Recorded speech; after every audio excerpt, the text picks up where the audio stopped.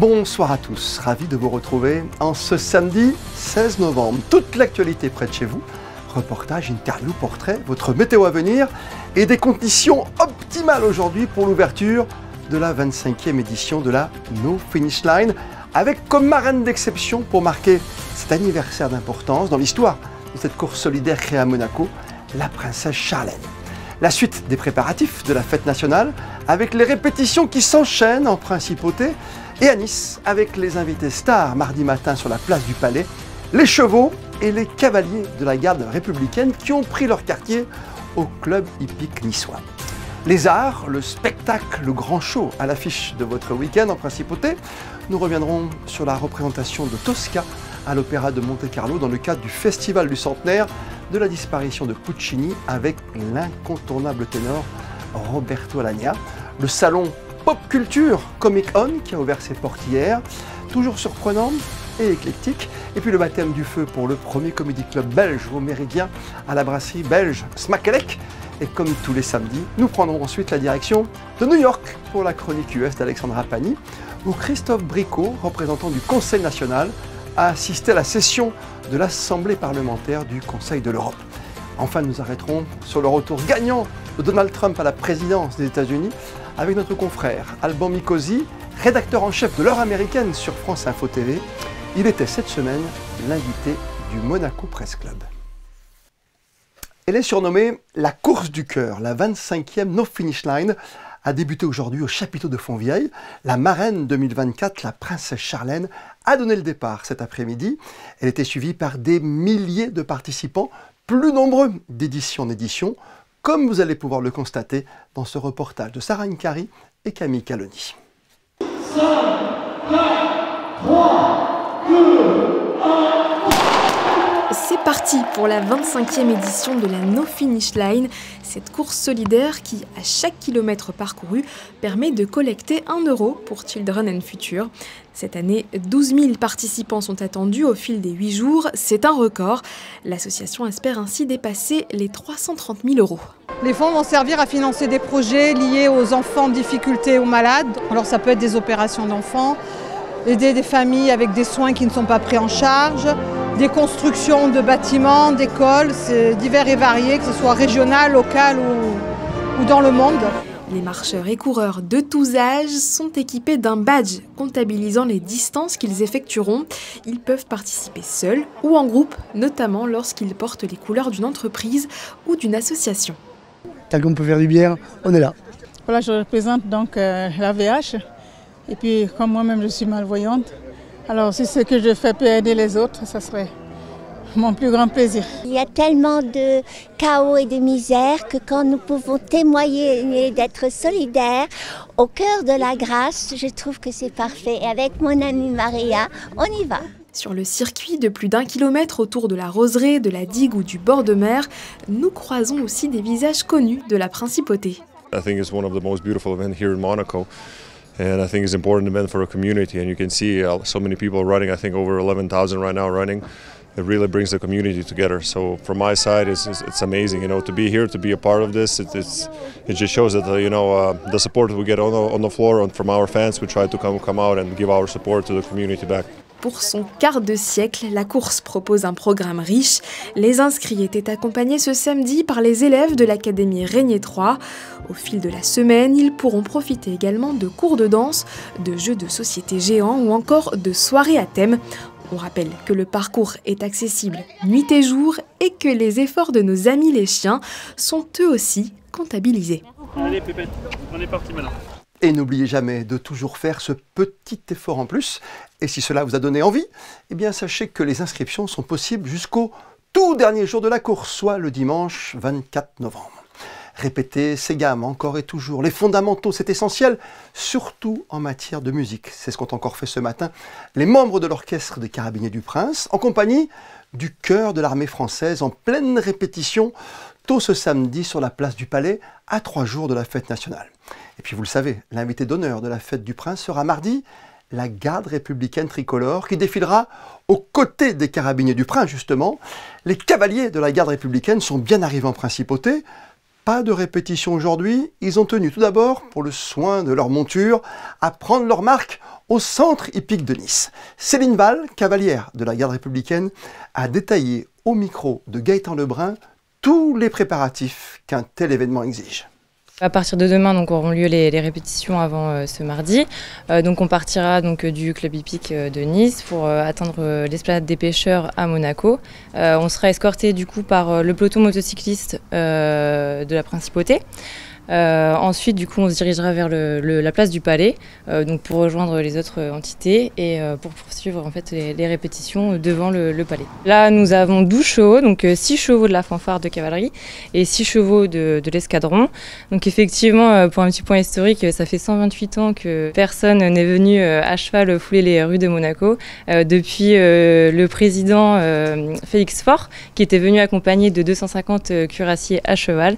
Et donc là, mardi, on sera accompagné donc de 12 chevaux et leurs cavaliers pour défiler pour ce beau rendez-vous. Voilà pour les coulisses de la garde républicaine que nous retrouverons mardi matin, place du Palais Princier, à l'occasion des célébrations de la fête nationale, des festivités à suivre, je vous le rappelle, sur Monaco Info bien sûr, et sur nos réseaux sociaux, avec toutes nos équipes mobilisées pour l'événement à partir de 9h30 ce 19 novembre. Avec un plus pour tous ceux qui ne peuvent pas nous voir, vous pourrez aussi cette année nous retrouver sur Radio Monaco dès 10h30. Et d'ici mardi, les remises de médailles du travail notamment se poursuivent en principauté avec hier celle des médailles d'honneur au personnel du centre hospitalier Princesse Grace qui a eu lieu dans les salons du musée océanographique avec aux côtés du ministre d'État Didier Guillaume, le ministre des Affaires sociales et de la Santé Christophe Robineau. Des cérémonies que vous pouvez retrouver en intégralité sur nos réseaux et sur notre site Monaco Info quand vous le souhaitez. La chronique américaine de ce samedi soir nous amène au siège des Nations Unies. Alexandra Pani, vous étiez cette semaine en compagnie d'un élu du Conseil national monégasque. Bonsoir à vous. Bonsoir à vous. Effectivement, Christophe Rico a effectué un déplacement à l'Organisation des Nations Unies à New York en ce début de semaine, dans le cadre de ses fonctions de délégué à l'Assemblée parlementaire du Conseil de l'Europe. Il s'agit d'une visite de travail entre la PCE et l'ONU afin de renforcer la coopération entre les deux institutions. Je vous propose de revenir avec lui sur les moments forts de cette visite et ses enjeux. Je suis un des délégués du Conseil national à l'Assemblée parlementaire du Conseil de l'Europe et plus spécifiquement pour la mission qui nous occupe à New York, dans la sous-commission des relations extérieures qui tous les 2 ans organise un déplacement des membres de la sous-commission à l'ONU pour renforcer la collaboration entre les deux institutions et qui nous permet de rencontrer un certain nombre de secrétaires généraux adjoints, sous-secrétaires généraux, responsables d'agences sur les sujets qui nous préoccupent. Qui préoccupe l'ensemble du Conseil de l'Europe, bien sûr, mais à titre un peu plus monégasque, qui préoccupe aussi Monaco. Typiquement, là, sur ce déplacement-là, l'élection américaine, la guerre en Ukraine, la situation au Moyen-Orient ont été des sujets qui sont revenus très régulièrement, mais aussi la situation des droits fondamentaux, le respect de la charte de l'ONU pour l'ONU, ou de la convention cadre du Conseil de l'Europe pour le Conseil de l'Europe, ont aussi été des sujets qu'on a abordés. Pour la principauté, c'est quand même une façon de dire qu'on est là, qu'on est un pays présent, actif dans ce genre d'institution. Et c'est peut-être même la première motivation. C'est pas parce qu'on est petit qu'on n'a rien à dire et qu'on doit rester dans notre coin. Au contraire, je crois qu'il faut être très présent, il faut montrer qu'on a des choses à dire. Chacun a son rôle à jouer. Et moi, dans le mien, j'essaye de porter la parole de notre pays et aussi parfois d'expliquer qui on est, qui est aussi un sujet, les gens ne nous connaissent pas bien, ne connaissent pas nos spécificités, nos particularismes, n'ont pas vraiment conscience du fait que notre taille fait que les relations ne sont pas tout à fait les mêmes qu'ailleurs. Donc tout ça, ça fait partie des choses qu'on a l'opportunité dans ce genre de déplacement d'expliquer à nos collègues parlementaires d'autres pays et de les amener à mieux nous comprendre, notamment parce que régulièrement on se retrouve évalué par un certain nombre d'institutions dont ils font partie ou auxquelles ils participent. Et cette pédagogie de la principauté peut être utile, en tout cas, ça ne coûte rien d'essayer. Un éclairage sur l'un des rôles moins connus des conseillers nationaux monégasques en dehors de la principauté. On reste dans la riche actualité américaine du moment avec le retour gagnant de Donald Trump. Pas inintéressant d'avoir ce samedi soir l'éclairage d'un de nos confrères qui a vécu au plus près les derniers mois d'une campagne où tous les coups sont permis et en général a appris bien des choses dans ce métier à multiples facettes qu'il pratique depuis longtemps. Alban Mikosi, journaliste en charge de l'heure américaine sur France Info TV, était l'invité du Monaco Press Club cette semaine. Entretien ce soir signé Patricia Navarro. Bonsoir Alban Mikosi. Bonsoir Patricia, bonsoir à tous. Vous sortez d'un marathon télévisuel consacré à l'élection présidentielle américaine avec cette émission, l'heure américaine sur France Info TV. Et l'épilogue que l'on connaît, ça a été une aventure enthousiasmante. Oui, évidemment, lancer un programme télévisé, c'est toujours très difficile parce que il faut penser à tout. Moi, je suis un peu le papa de cette idée de l'heure américaine, producteur, rédacteur en chef, occasionnellement présentateur. Donc, c'est une belle aventure. Une aventure qui finalement continue parce qu'elle a trouvé son public. Chaque soir, on fait au total à peu près 600 000 téléspectateurs par soir. Et donc, la bonne nouvelle, c'est que l'émission continue jusqu'à l'investiture de Donald Trump, c'est-à-dire jusqu'au 20 janvier. Très bien, c'est effectivement une très belle nouvelle. Pour vous qui avez connu 1000 situations différentes dans l'exercice de votre métier, cette immersion aux États-Unis, cela restera aussi un grand enrichissement professionnel et personnel ?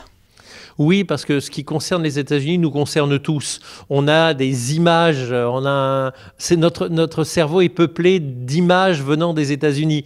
Et lorsqu'on arrive dans une grande ville américaine, à New York par exemple, on a l'impression d'être chez soi. Parce que toutes ces scènes, on les a déjà vues, on les a déjà vécues. Quand on va dans le Grand Canyon, quand on va à Las Vegas, quand on va dans le Texas, on retrouve des choses qu'on a vues dans les films. Donc l'Amérique, elle nous touche profondément chacun d'entre nous. Et puis l'Amérique, c'est cette plus grande démocratie au monde. C'est ce premier pays en termes d'économie, en termes de puissance militaire. Donc, tout ce qui touche l'Amérique va nous toucher à notre petit niveau, à Monaco, en France, en Europe. C'est une évidence. Donc, voilà pourquoi c'était vraiment très important de le vivre et vraiment très formateur. Qu'est-ce qui vous a le plus surpris ou peut-être le plus interpellé lors de cette plongée dans l'Amérique d'aujourd'hui? Peut-être le résultat final ? Les deux. Effectivement, tout de suite, on a aperçu qu'il y avait une Amérique. En fait, il y a aujourd'hui plusieurs Amériques.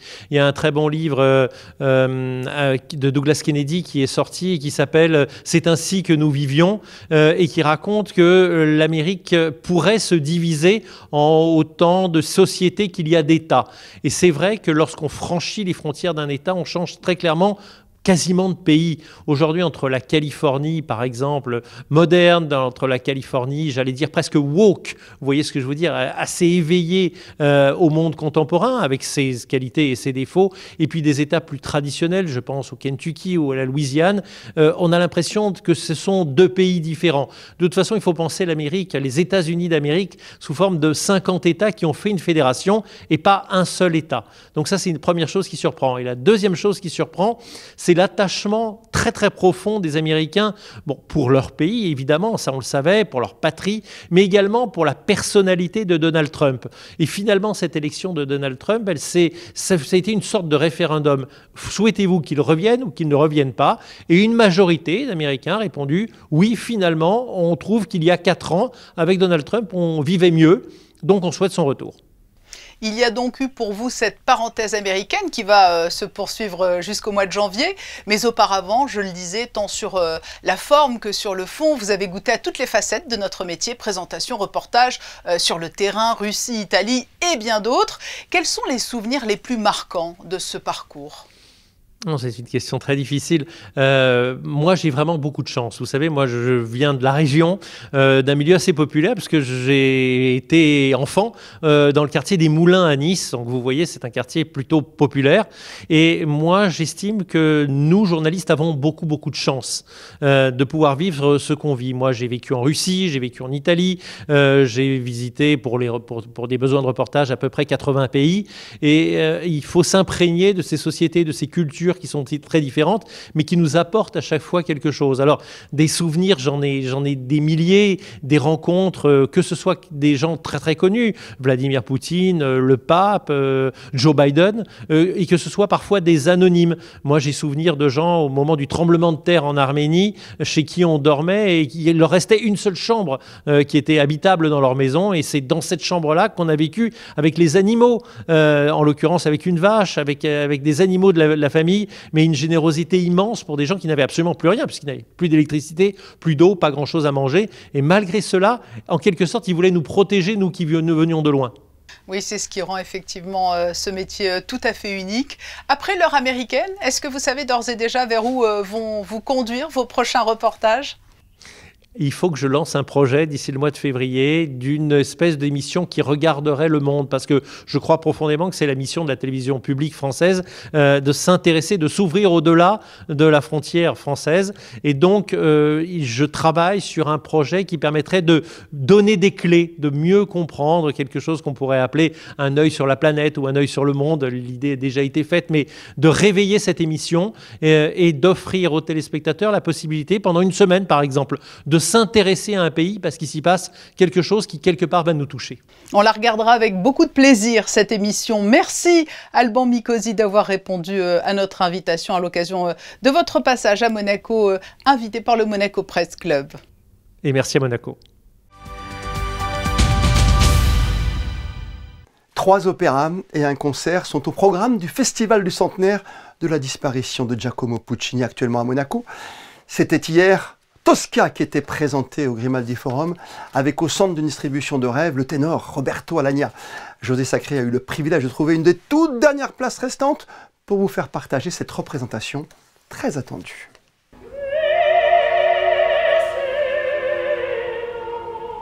Avec Maria José Siri dans le rôle de Tosca.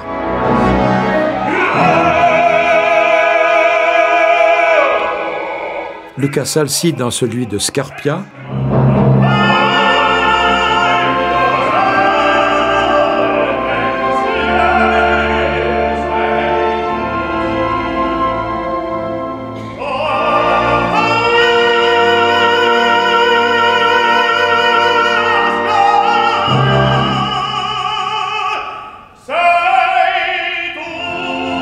Roberto Alagna a fait un triomphe dans le rôle de Mario Cavaradossi dans Tosca, présenté dans une salle archi-comble au Grimaldi Forum. Je suis ravi parce qu'il y a une sorte de fidélité ici à Monaco. J'ai fait mes débuts ici, j'ai démarré l'année 89 ici à Monte-Carlo dans la Traviata.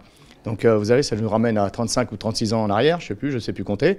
Mais voilà, et depuis j'en ai fait pas mal ici à Monte-Carlo. J'ai toujours eu beaucoup de chance à Monte-Carlo, aussi bien avec les partenaires que le théâtre, que le public, que la ville, qu'avec le prince, avec la princesse, enfin avec tout le monde. Donc je dois dire que je suis un peu privilégié à Monaco.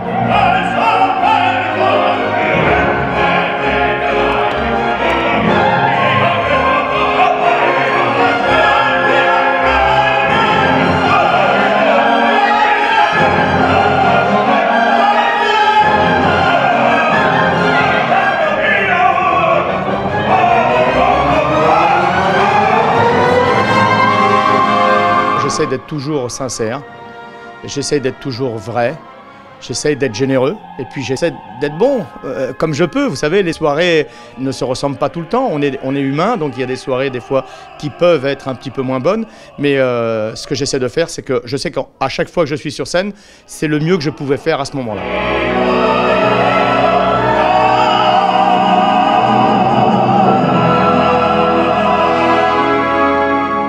J'adore Puccini, j'adore cette œuvre. Et je crois qu'il n'y a eu aucune saison dans ma carrière, donc qui dure depuis 40 ans, sans un ouvrage de Puccini chaque année.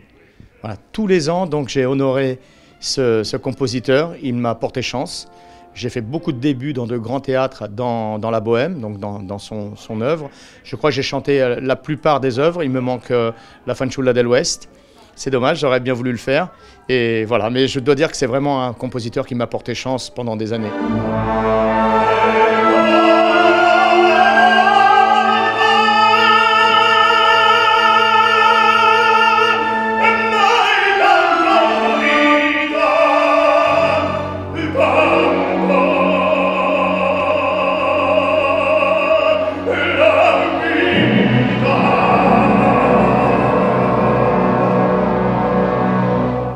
Puccini, vous l'avez enregistré aussi avec les grands duos d'amour. Tout à fait, on a appelé ça, c'était un titre formidable, Puccini in Love. Et donc c'était avec mon épouse, Alexandra Kujak, et on vient d'ailleurs de faire encore une série de concerts en Pologne sur le thème encore de Puccini avec ses ouvrages. Et c'est vrai que ce disque est très très beau parce que c'est le disque qui a scellé notre amour. Et je crois que Puccini c'est vraiment le compositeur idéal pour ça, pour sceller l'amour entre les gens. Connus dans le monde entier pour leurs gaufres, leurs waffles, leurs bières ou encore leur chocolat, les Belges sont aussi célèbres pour leur humour unique. Mais plus besoin d'aller en Belgique pour en profiter. Le Méridien Beach Plaza vient de lancer son comedy club, le Smakelek, du même nom que la brasserie inaugurée en début d'année. Sarah Nkari et Jean-Alexandre Dordet ont assisté à la première hier soir. Regardez. La salle intimiste qui se situe au fond du restaurant a été soigneusement décorée à l'image du plat pays. Murs de briques, bières sur les étagères, portraits du roi Philippe et de la reine Mathilde. Rien n'a été laissé au hasard. Alors même si c'est une première pour lui en principauté, Lorenzo n'est pas vraiment dépaysé. Le Bruxellois, passé par les scènes les plus réputées de Belgique, s'apprête à inaugurer celle du Smakelek Comedy Club. Alors j'ai fait un tas de choses, surtout localement en Belgique. Là j'ai ma tournée, je joue mon spectacle 2 fois par mois dans le comedy club qui s'appelle le King's Comedy Club à Bruxelles, qui est un peu le temple de l'humour. Et là je commence un peu à m'exporter, donc c'est une très belle étape pour commencer. Cette étoile montante du stand-up est aux côtés de 2 autres humoristes ce soir, Dena et Florent Losson. Eux aussi originaires de la capitale belge, les stand-uppers ont 25 minutes chacun pour convertir le public monégasque à l'humour belge. Mais comment peut-on définir ce style d'ailleurs ? C'est une belle question ça. Mais je crois qu'on ne sait pas le décrire. En fait, ce qui est chouette en Belgique, c'est que comme l'humour est un peu encore, je ne vais pas dire amateur, mais il n'y a pas d'école de l'humour, il n'y a pas de cours. C'est très artisanal et donc ce qui est intéressant, c'est que tout le monde a un style très différent. Thérèse, elle est venue me voir, elle m'a dit les Français, ça se la... Voilà, c'est sorti d'une façon assez organique. Les Français, ça se la pète. Et elle m'a-t-elle dit, et c'est vrai, elle m'a dit ça, elle a dit, après cette victoire, ils vont encore en parler pendant 20 ans. Et j'ai dit non, Thérèse, dans 20 ans, vous serez morte. Je pense que, comme les Belges, l'humour est très... j'ai envie de dire... On s'en fout un peu, quoi. On fait ce qu'on pense qui est marrant et puis c'est le public qui doit définir si c'est vraiment marrant ou pas. Pour la direction de l'hôtel 4 étoiles, accueillir un tel événement était une évidence. C'est une rencontre avec Florian de /F, qui est une association qui promeut des spectacles de comédie club. Et donc cette rencontre qui produit des comédie club avec de l'humour belge. Donc cette rencontre était pour nous naturelle d'avoir une brasserie belge, Smakelek, et de faire aussi un comédie club avec de l'humour belge. Donc voilà la genèse de ce projet. À entendre les rires et les applaudissements, on peut le dire, l'humour belge a fait l'unanimité et le directeur pense déjà à pérenniser le rendez-vous jusqu'à l'été. Et si vous avez raté ces 2 dates, 2 autres sont programmées en décembre avec 3 nouveaux talents à découvrir. Pour les réservations, c'est simple, ça se passe sur le site. Vous allez sur flash-f ou sur helloasso.com. Le tout premier Comic On a débarqué au Grimaldi Forum hier après-midi. Une édition prélude du festival de pop culture sur 3 jours à valeur de répétition pour un grand événement l'année prochaine. Stand, artistes, conférences, les fameux cosplays et même des rencontres avec les acteurs. Alex Avial et Émilie Flamin vous offrent la visite. We're gonna have the Monaco's very first Comic-Con. We'll see you guys here. Non, nous ne sommes pas dans les galaxies lointaines de Star Wars, mais bien à Monaco, au cœur du tout premier Comic-Con. Le Comic-Con, c'est quelque chose de complètement énorme et on voulait montrer que là, on est obligé, dans un temps record, d'organiser une version un petit peu plus réduite du Comic-Con. Donc c'est pour ça qu'on l'a appelé Prélude, tout simplement. Mais bon, plus de 50 invités déjà, des acteurs célèbres, issus de franchises célèbres comme Star Wars, Walking Dead, que l'on a dès cette année, et que le public puisse les rencontrer. Donc avoir des dédicaces, avoir des photos, pouvoir même leur parler, parce qu'on leur propose même d'avoir des échanges avec eux. Aussi la possibilité de rencontrer des artistes de comics. Cette année, on a plusieurs artistes de comics.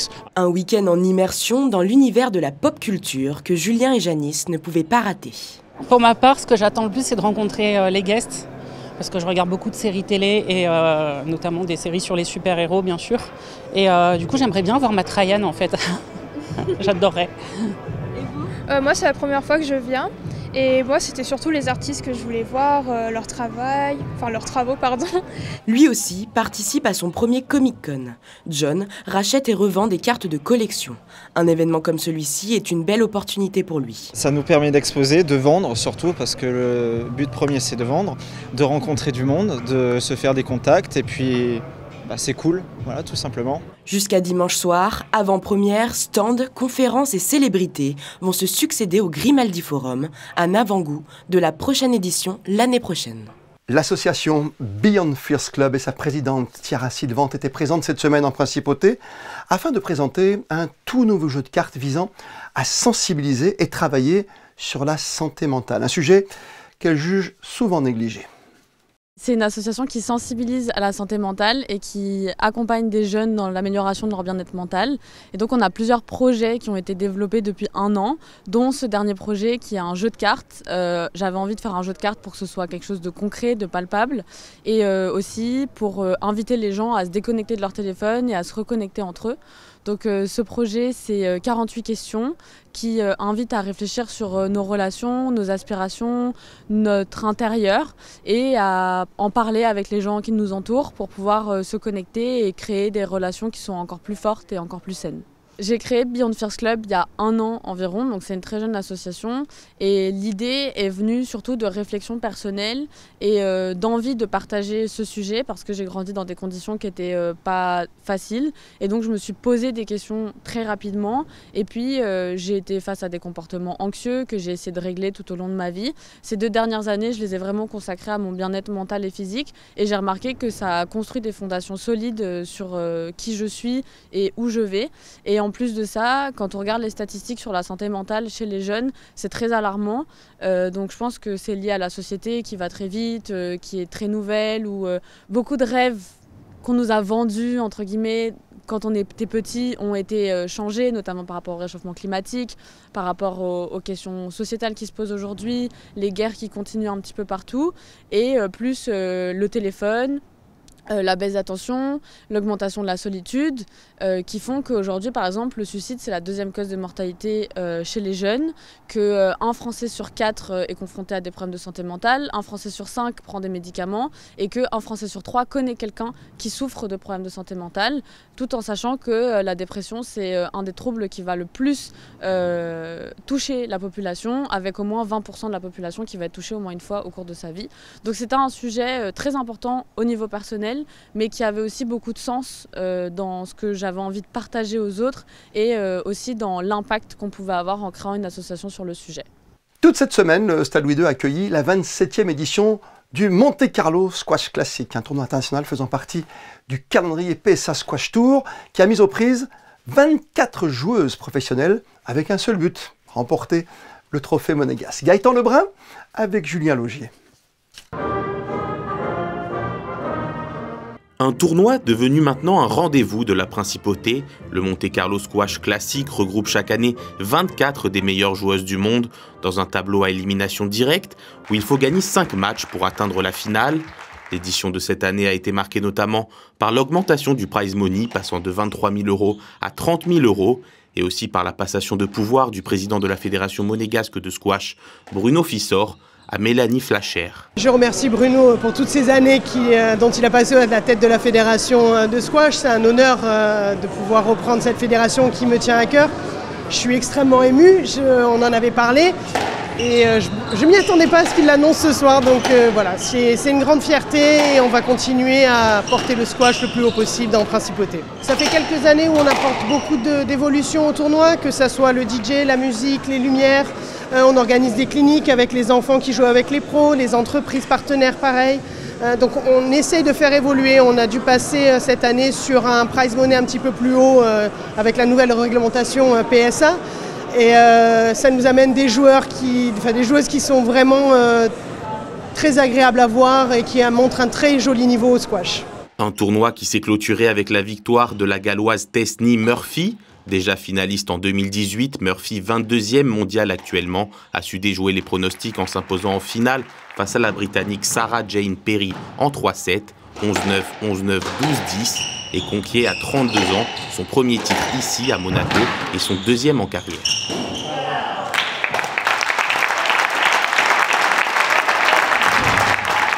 It means a lot to win this tournament.